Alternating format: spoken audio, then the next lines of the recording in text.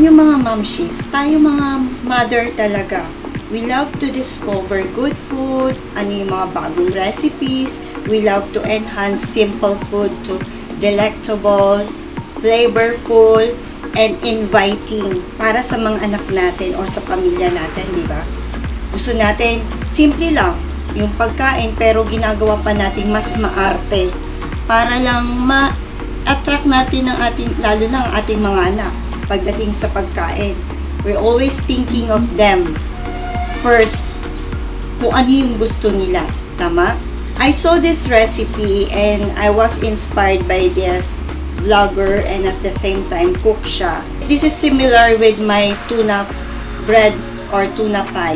Parang instead of tuna, this is going to be hotdog. Try natin gawin ito kasi naman may hotdogs na ako, may tinapay na, at yung mga ingredients like breadcrumbs, cheese, at itlog, meron na tayo niyan sa pantry.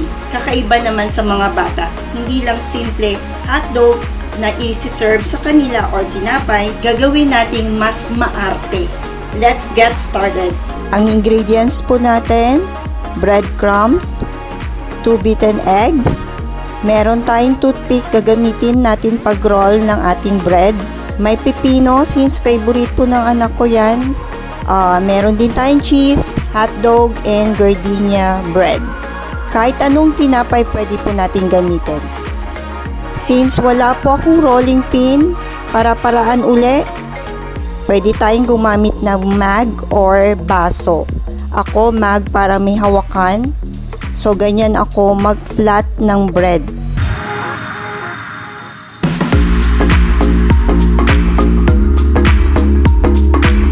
Sa hotdog naman, hinugasan ko po yung hotdog.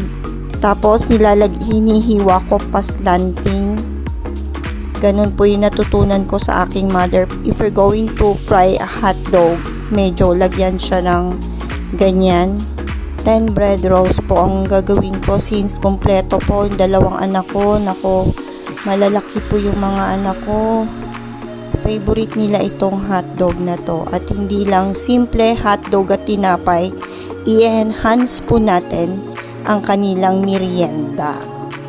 Ngayon naman, ang isa sa mga ingredients, pwede ko namang hindi lagyan ng cheese na sana. Kasi, yung binili kong hotdog ay cheese dog na.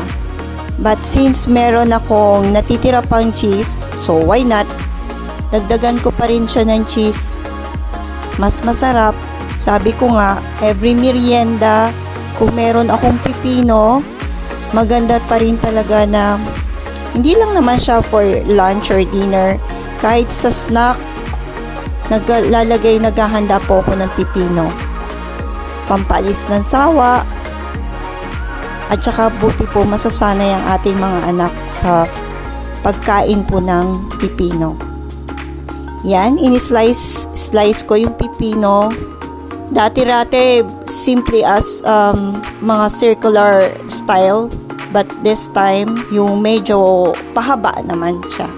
Kumbaga, hindi lang basta inilagay. Kumbaga, pwede natin siyang i-present ng maayos para mukha siyang inviting para sa mga anak natin. Now, mag-init po tayo ng mantika sa kawali. Fry hot dog in a heated oil.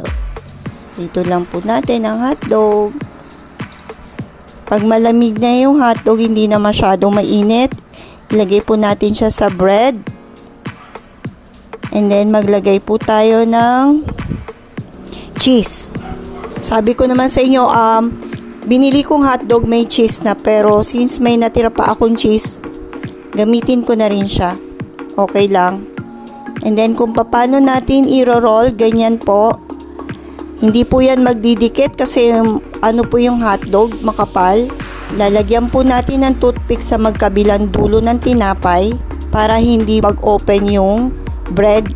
Pag natapos na natin mag-roll ng bread with hotdog, yan po. Handa na po natin ang breadcrumbs at ang 2 beaten eggs. Heat oil in a pan.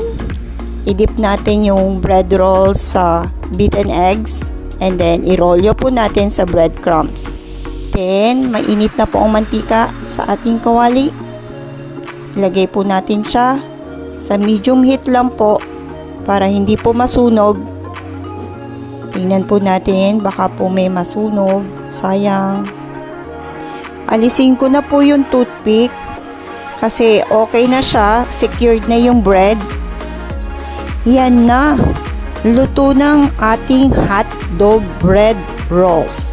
Meron pa tayong pabonus na pipino at meron pa tayong Dalandan soda.